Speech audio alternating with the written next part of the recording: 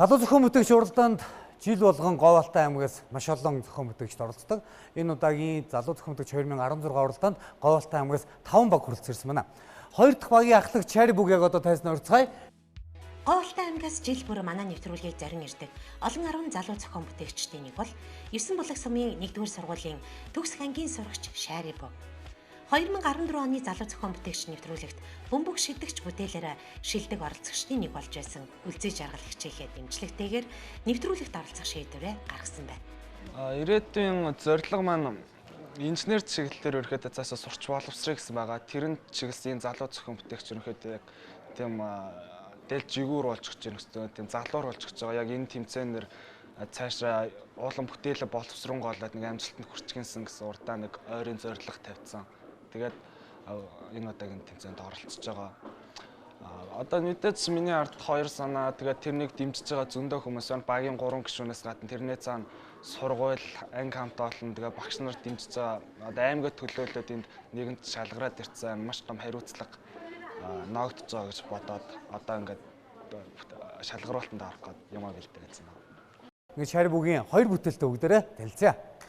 Миний энэ эхний санаа нь болохоор Монгол бичгийг амар хялбар тэгсэн хэрнээ амар хялбараар үсгэн наадгаа гэдэг бүтээл байгаа. Тэр нь болохоор яагаад ингэж нэрлсэн бэ гэхээр одоо манай багш нар ингээл Монгол бичгийн үг цээжлгээл ингээл бага үгнүүд өгчдөг. Тэрнийг бид нэр гэртээ очиод эхнээс нь ингэж бичээл нүдлээд ахиж тэрнийг харахад алдахгүй байх тийм дадлагыг хийдэг. Харин миний энэ бүтээл нь болохоор энийг шууд давуу талаараа шийдээд ингээд тоглож наадангаа ингээд тойрч сунгуудаа үгээ бүтээгээд тухайн үгээ цээжлээд хоногшуулаад хийнэ гэсэн. Одоо ингээд бүтээл байна. За сонирхъя. 3 минут хугацаа бий. За миний бүтээл нь яг хэлбэр нь бол юм байна. Монгол бичгийн үгийн ихэнд ордог, үгийн дунд ордог, үгийн төгсгөлд ордог бүх үгнүүдийг ингэж хийж өгөх байгаа. Тэгээд энийг хоорондоо ингээд яг энэ дээр харагдсанаар ингээд соронзоор байрлуулж байгаа. Тэгээд энэ тасалгаанд үгийн ихэнд орсон, энэ тасалгаанд үгийн дунд орсон, энэ үгийн адагт орсон ингээд бүгдийг хийж өгөөд их бичдэг хайрцаг болно. Эсхийг хоёлаа энэ дотор хийцдэг. Тэгээд энэгээрээ юугээрээ даваа юм гэхээр энэгээр бол ямар үгийг шууд бүтээх боломжтой байгаа. Тэргээрээ давуу. Энийг одоо тэгээ энэ дээр нэмэлтээр картууд хийж өгөх байгаа. Ямар карт вэ гэхээр заавал үгийн цээжлэх ёстой. Заавал цээжлэх ёстой уламжлалт бичлэгтэй үг энэ төр гээд байдаг. Тэднийг ингээ карт болгоод өгчин. Тэрнээс ингээ суглаад тухайн үгээ бүтээгээд тухайн үгээ ингээ цээжлээд үгийнхаа санг сайжруулах зорилготой. Бас ингээ үгийн нэг үг бүтээдэг карт байна. Дараа нь болохоор холбоог, дараа нь өгүүлбэр бүтээдэг ингээ тустай карттай. Тэрнээс хүүхэд минь өөрөө бидан аваад үгээ бүтээгээ нүүдэлн багш нар бас болохоор сургалтынхаа хэрэглэгдэхүүн болгох ашиглах боломжтой. Тэгээ энэ хайрцагийнхын төгжээ нь бас өнс байх. Яг гэхээр ерөнхийдөө одоо Монгол уламжлалаа хадгалсан.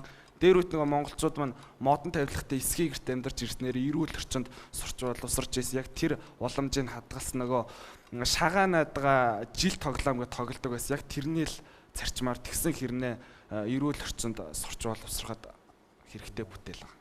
Энд загварыг хийгээд ирсэн. Энийг танилцлаа.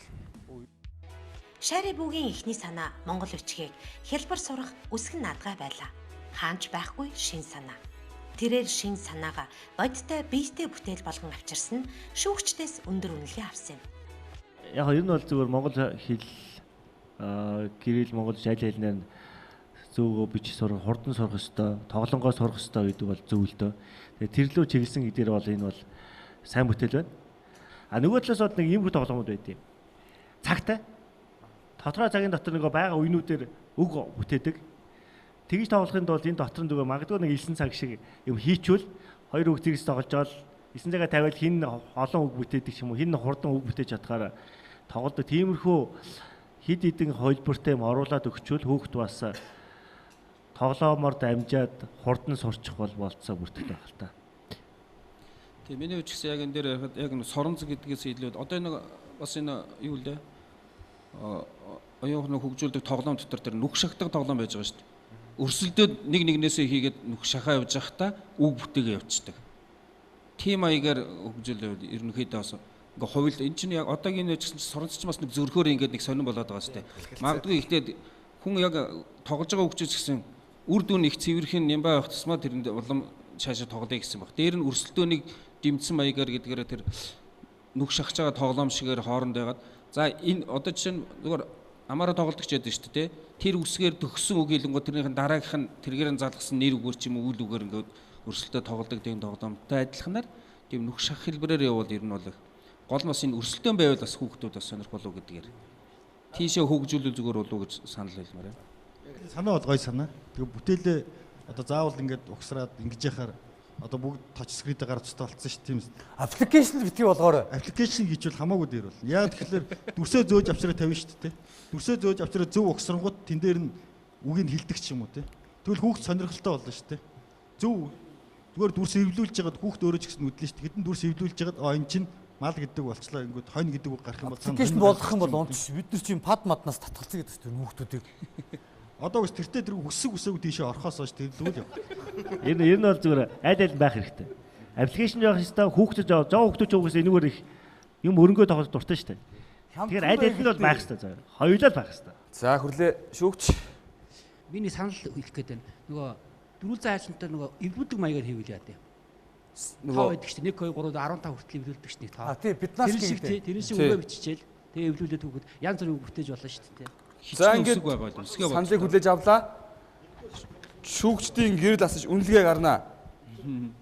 Хоёрдугаар шатанд энэ бүтээл санаа боддоор хэрэгжиж ирэхийг одоо бүгдээрээ харцгаая. Тийм ээ хүүхдийн боловсролтой холбоотой бүтээл харахгүй. Ногоон гэрлээр хоёрдугаар шатанд тэмцэж байна. Баяр хүргэе.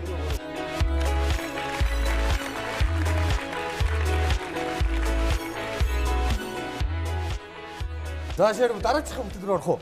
За дараагийн бүтээл маань мөнхийн хэрэглээ хог цэвэрлэх ком багж гэдэг нэртэй байгаа. Залуу зохион бүтээгчийн 2 дахь санаа өнөөдрийн нийгэм тулгараад байгаа хог аягийн асуудлыг шийдэх хөдөлмөр хөнгөвчлөх бүтээл байлаа. Бүтээл санаа дараагийн шатнд тэнцвгүй юу гэдгийг одоо бүгдээрээ гэрэл асаж харнаа. Ингээд гэрлэр үнэлт үг цаг ирлээ. Хогоо л хийчих.